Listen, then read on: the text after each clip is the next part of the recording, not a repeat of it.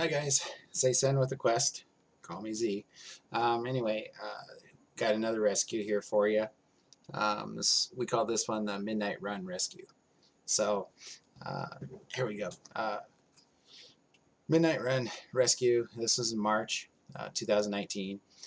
We just completed another rescue, but it took a lot to get it done. But I think when the dust settles, or the dust is settling now, since the fundraiser, we have restored needed repairs to our 4 orphanages and some improvements along with updated paperwork so that they can stay in operation.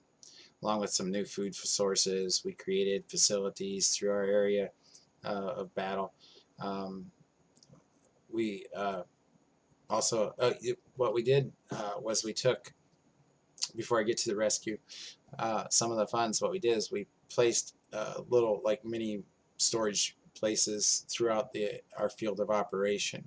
And the problem is every time that we went to do a rescue, we would have to scramble to get medical supplies, simple things like tires for a motorcycle or gasoline or just all kinds of little things that we may need for the rescue, especially like clothes for the kids, because we always try to change them once we get to the safe house and bathe them. Little toys. Anyways, we were able to position several of these throughout, like I said, our operation, and in those we were able to stock them. So now every time we go do a rescue, we've already got the stuff that we need for the most part. So there's always going to be a rescue where we're going to need something special, but at the same time, now we have access to that. So that's huge. That is really huge, and we did that just because of the fundraiser. Let's see here. Blah blah. I talk a lot. Sorry. Okay, let's see.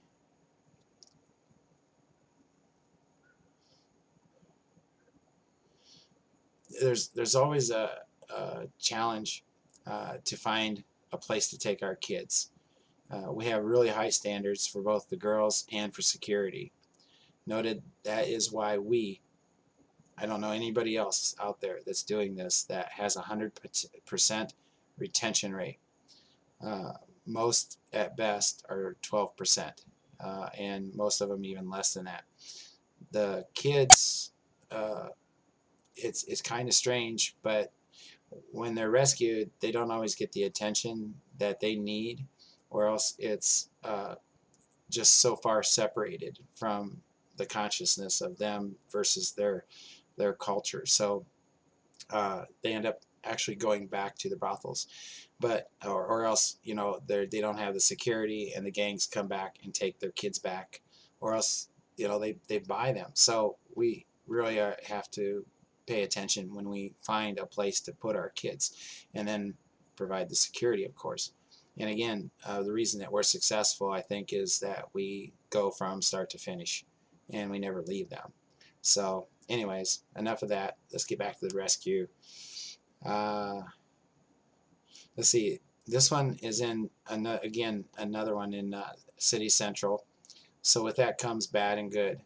Just cost a little more, but the idea is, or here we go again, costs a little bit more, but out idea is to the gangs is that nowhere is safe from the quest. That was the message that we're trying to put out, is that they can't stop us.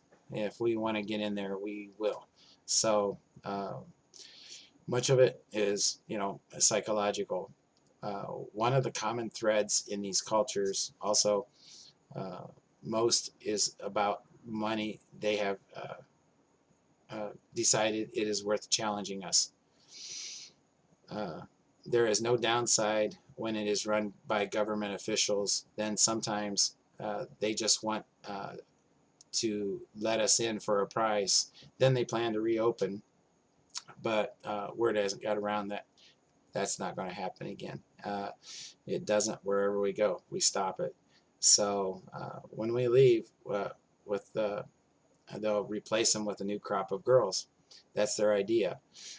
It is just as easy to get these kids in these poor countries. There are many ways in and out, and we will use this to our advantage to distract, and they don't know what to expect from us. Or when we will have more eyes than they do to make sure that we get out to the safe houses before they know what happened. The approach will be from 4 directions, and the team will be dressed to fit in. Our exit transport will arrive once the team has secured the inside of the brothel. Once we are in place, it will take 3 minutes to have the kids in rescue and the bad guys down. This one, there is expected to be 21 girls and 4 bad guys. At this point, transports that also blend into the normal traffic. We have to look at everything when we move in, and we don't want any more attention than we have to have. The idea is to get in, get the kids, get them on their way out, and once we're out, then we can start to secure the path that we just went down. So anyways, we'll enter from 2 directions, and if it is clear, the kids will be moved into them. It will be more distance from the house to the street than we like, but timing is everything. Then there will be 6 transports that will all go in different directions. We will have spotters waiting. Then 2 safe houses with 2 backups. We met one of the officials that is the boss of the brothel and negotiated a price to keep him out of our way, and once agreed, some of the team stayed with him and even took him to a resort for the time that we needed. Really, yeah.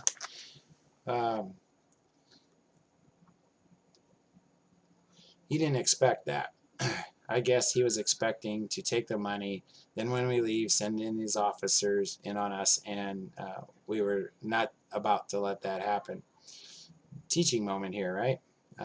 When you make an offer, then in these cultures, and it is accepted, like in this case, the government official saves face. Even though he accepted the offer, he can explain he had no choice. Of course, he will not tell anyone how much it was, but he will be forced to comply, and he will also leave out the part about going to the resort. That would make him look really bad. Again, this is about saving face, so we use it to our advantage. Once the girls are safe, well en route to the safe house, the team will, with the official, will just disappear, leaving him on his own and let him create any story he wants. Likely, he will find out about the rescue and get the details, then create his own story. I hope all of you understand what I'm explaining. All went exactly as planned, and it was about midnight, and no customers were there at the time we hit it. Light traffic, just enough to help us blend in without any notice. The darkness helped us get the girls to the transports without notice. The female team members used their talents to calm the girls, but it seems they accepted us without much difficulty. We have found that this is primary when doing a rescue, to have women with us and only them deal with the girls. Only the team will just prevent them from escaping. The team has figured out how this process works because all are veterans of rescues. The team members have a different job while they are getting the experience. The girls all made it to the safe houses without incident, and good for us, they were all in what you would call, I guess, normal condition. They were weak, they were beaten, starving, and dehydrated. Nothing that we will need to seek alternative care at the moment. All were, as always, we try to bathe them and feed them at the safe house, and maybe even give them something to give them hope, like a little tiny stuffed animal or something. It seems like, you know, the best gift to give one of these little kids is a puzzle. I don't know why, but they just are totally addicted to puzzles. But that's not real easy once you're in a safe house and moving them into another location. Once they get to that location, then they'll have puzzles galore. So anyway, just throw that in there. Once done, they were explained the next step to the orphanages or homes and see if any were related or needed to stay together. Then they would go to the destination.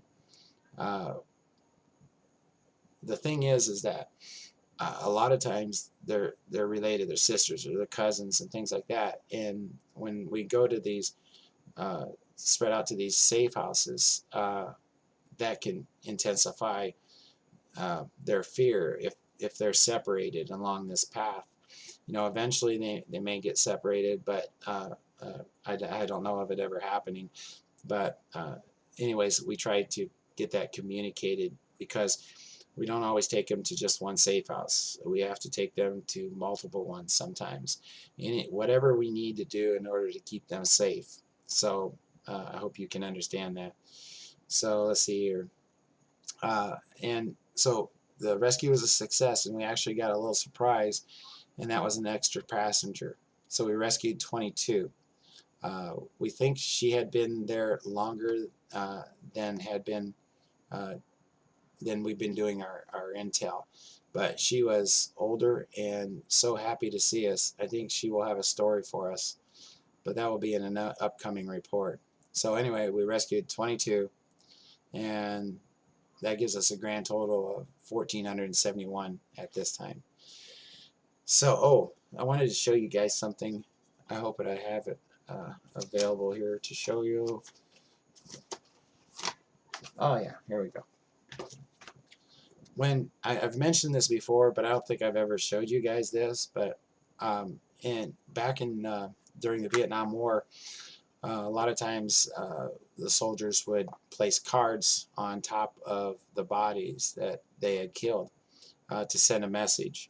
And well, it was an ace of spades. I mean, it was to represent like a shovel, you know, to bury them. But of course, we don't kill them or do any of that. What we do is we created this. I don't know if you can see that very well, but it says, God will judge you, and we will arrange for the meeting. And then it says, repent. So that's our little message that we send to them. So when they wake up, that's what they have on them. So anyway, just thought I'd throw that in there. So anyways, now good for now. We'll be doing another one here shortly. So for now, that's it. Go visit the Quest ECSS.org. All right, see ya.